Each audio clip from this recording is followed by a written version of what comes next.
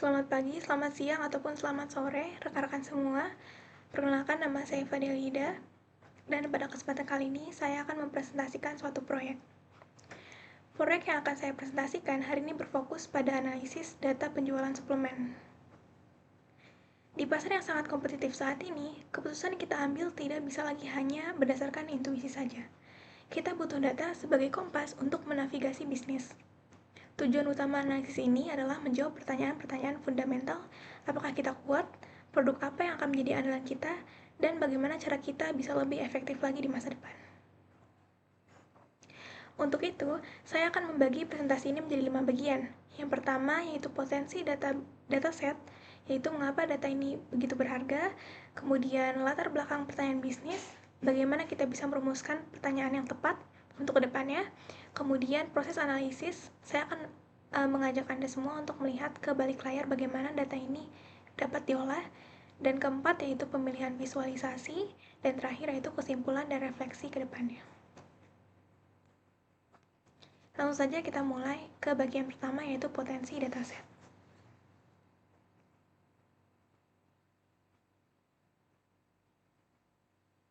Setiap analisis yang baik dari dataset yang berkualitas. Kenapa saya memilih suplemen sales data sebagai dataset saya? Yang pertama yaitu karena kelengkapannya. Di dalamnya kita tidak hanya punya angka penjualan, namun kita juga mempunyai detail mengenai produk, kategori, kemudian price, ada diskon, dan masih banyak hal lainnya. Tak kalah penting, di sini juga terdapat lokasi seperti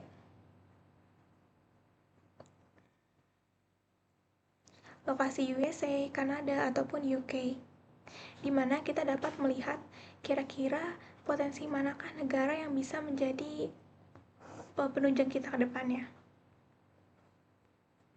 Saat pertama kali saya melihat data ini, potensi wawasan yang saya harapkan bisa ditemukan dalam dataset ini sangat jelas.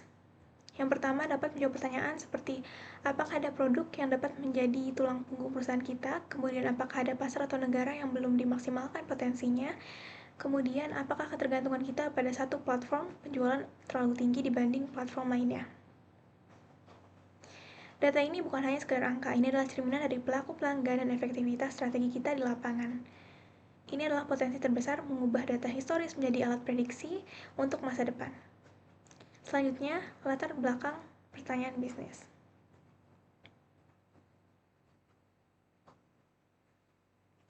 Setelah memahami potensi data, langkah selanjutnya adalah kita merumuskan pertanyaan yang tepat.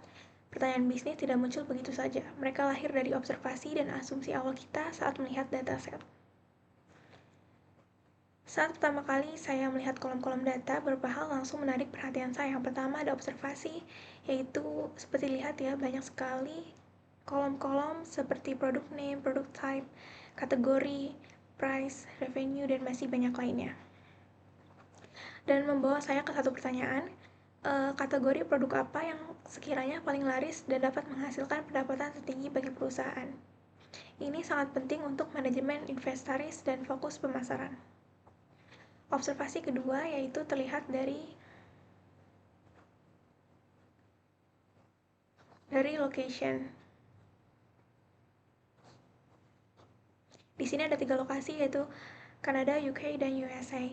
Di sini saya berasumsi bahwa performa di USA, UK, dan Kanada itu pastinya berbeda dan membuat pertanyaan kira-kira bagaimana perbandingan performa penjualan di setiap negara. Yang jawaban pastinya akan menentukan alokasi sumber daya regional kita. Kemudian ada kolom platform.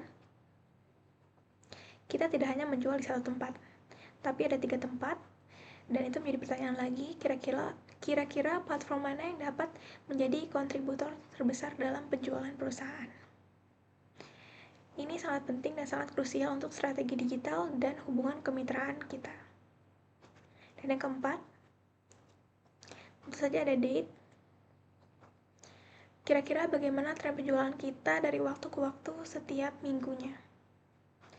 Seperti yang Anda lihat, setiap pertanyaan ini dirancang untuk menghasilkan jawaban yang bisa ditindaklanjuti ataupun kita buat sebagai suatu aksi. Kita tidak hanya mencari tahu apa yang akan terjadi ke depannya, tapi kita juga mencari pemicu untuk tindakan selanjutnya.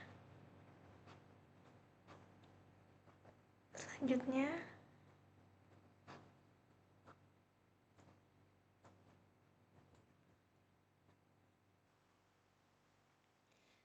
kita masuk ke proses analisis. Yang pertama yaitu bagaimana kita bisa mengubah ribuan data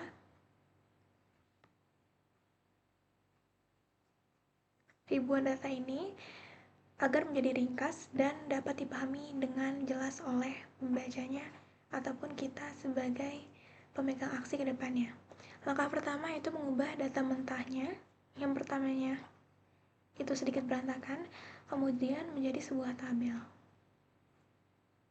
Kenapa? Karena hal ini akan membuat kita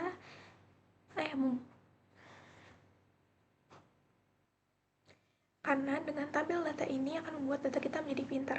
Setiap data baru yang akan ditambahkan otomatis masuk ke dalam jangkauan analisis dan mempermudah penulisan rumus. Anggap ini sebagai fondasi awal yang kokoh.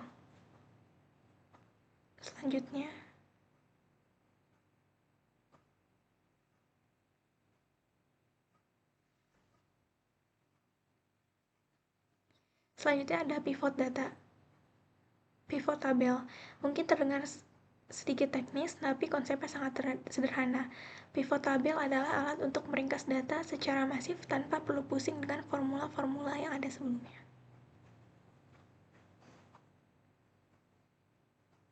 Di sini kita dapat dengan mudah mencari tipe produk satu persatu. Dengan kemudian berapa jumlah yang terjual, kemudian pendapatan atau profit yang kita dapatkan dan revenue-nya.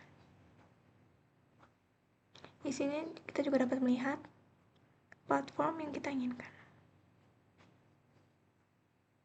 dan lokasi-lokasi yang mungkin strategis untuk penjualan. Dalam analisis lanjutan, saya juga mencari kira-kira berapa unit minimal terjual tiap produk jika ingin memperoleh revenue atau keuntungan kotornya itu sekitar 6.000 US dollar.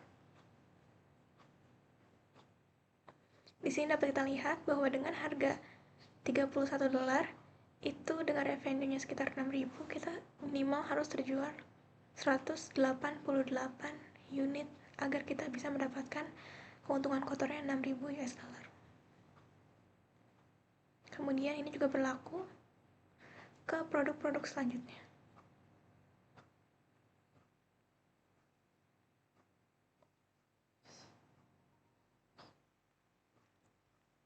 Di sini juga ada skenario manager, yaitu mencari berapa keuntungan jika harganya naik sekitar 10%. Ini merupakan kenaikan harganya.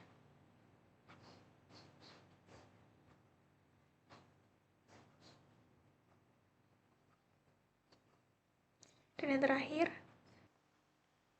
jadi data yang sudah kita ringkas pun masih berupa angka dalam analisis-analisis sebelumnya. Untuk membuatnya dapat berbicara atau mudah untuk dipahami, kita butuh visualisasi yang tepat. Setiap grafik di dashboard ini dipilih dengan tujuan spesifik. Yang pertama ada bar chart dalam penjualan per lokasi. Untuk menjawab bagaimana perbandingan penjualan antar negara, saya memilih bar chart. Kenapa? Karena otak manusia sangat cepat membandingkan panjang. Dengan sekali melihat, Anda bisa langsung tahu bahwa bar dari USA itu lebih panjang daripada yang lain. Ini adalah cara paling efektif yang dapat menunjukkan dominasi pasar yang ada. Jauh lebih baik daripada tabel atau pie chart. Selanjutnya, untuk menjawab bagaimana tren penjualan dari waktu ke waktu, di sini saya menggunakan line chart. Garis sangat efektif untuk menunjukkan koneksi dan pergerakan data sepanjang periode waktu. Anda bisa melihat naik turunnya penjualan setiap minggu dan mengidentifikasi puncak dan lembah. Visualisasi ini bercerita tentang perjalanan penjualan kita.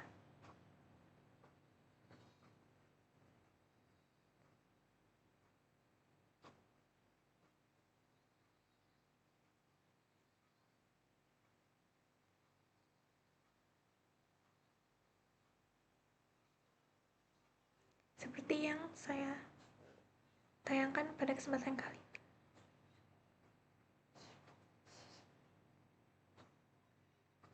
Selanjutnya, yaitu ada pie chart. Di sini untuk mengidentifikasi kategori produk apa yang sekiranya paling laris. Kenapa saya memilih pie chart? Karena pie chart sangat ideal untuk menunjukkan komposisi atau proposisi dari sebuah total. Anda bisa langsung melihat seberapa besar potongan kue yang disumbangkan oleh kategori-kategori lain, sehingga memberikan pesan kuat tentang produk mana yang menjadi penopang utama bisnis kita. Nah, yang terakhir dan sangat penting yaitu slicer. Slicer ini adalah tombol filter interaktif di mana dapat mengubah dashboard ini menjadi laporan statis dan alat eksplorasi kita. Jika nanti manajemen nanya bagaimana komposisi produk di Kanada saja, kita tidak perlu menjawab dan hanya perlu klik bagian Kanada.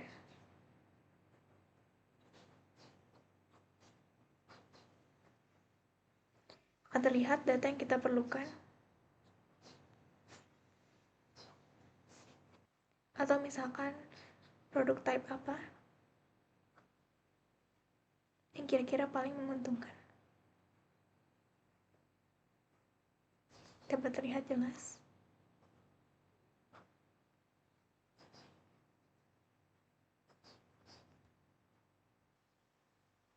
Kemudian kesimpulan akhir ataupun refleksi untuk kedepannya yaitu yang pertama, pasar USA adalah mesin utama kita dengan kontribusi dan penjualan yang jauh melampaui UK dan Kanada. Kedua, kategori dari protein dan vitamin adalah bintang utama kita. Keduanya menjadi penyumbang besar dari unit yang terjual. Ketiga, Amazon adalah kanal distribusi terkuat kita, menunjukkan pentingnya strategi e-commerce untuk kita ke depannya. Kemudian, tren penjualan kita fluktuatif di mana membuka peluang untuk menganalisis penyebab naik turunnya permintaan setiap minggu.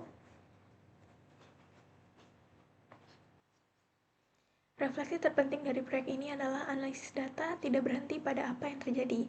Nilai sesungguhnya terletak pada pertanyaan mengapa dan lalu bagaimana.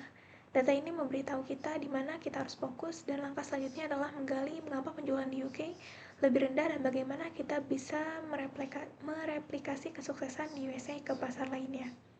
Berdasarkan ini, rekomendasi strategi saya yang pertama yaitu memperkuat posisi kita di USA dengan memastikan stok produk unggulan selalu tersedia. Kemudian investigasi pasar di UK dan Kanada untuk strategi penumbuhan baru ke depannya. Dan terakhir, optimalkan kemitraan kita dengan Amazon. Demikian presentasi dari saya. Kita telah melihat bagaimana data penjualan yang kompleks dapat diubah menjadi wawasan yang jernih dan rekomendasi yang dapat ditindaklanjuti. Semoga analisis ini bisa menjadi dasar yang kuat untuk diskusi strategis kita selanjutnya. Terima kasih atas waktu dan perhatiannya. Terima kasih semuanya.